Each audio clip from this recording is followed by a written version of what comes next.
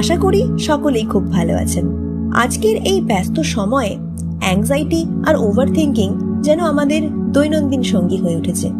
এই অবস্থা থেকে কিছুটা হলেও মুক্তি পাওয়ার জন্য আপনি আপনার হাতের মিডল ফিঙ্গার আর থাম্বের ডগা দুটো আলতো করে একে অপরের সঙ্গে টাচ করিয়ে শরীরকে যতটা সম্ভব স্থির রেখে যদি চোখ বন্ধ করে গভীরভাবে শ্বাস নিতে থাকেন, কিছুক্ষণ পরেই দেখবেন মন ও শরীরে অনেকটাই প্রশান্তি আসছে।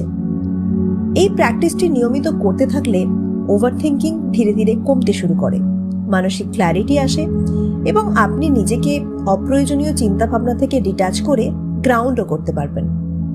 এই ছোট্ট প্র্যাকটিসটিকে আমাদের ডেইলি রুটিনে অল্প একটু জায়গা তো অবশ্যই দেওয়া যায়, কি বলেন? আজ তাহলে এই পর্যন্ত, দেখা হচ্ছে পরের শর্টসে। ভালো থাকুন,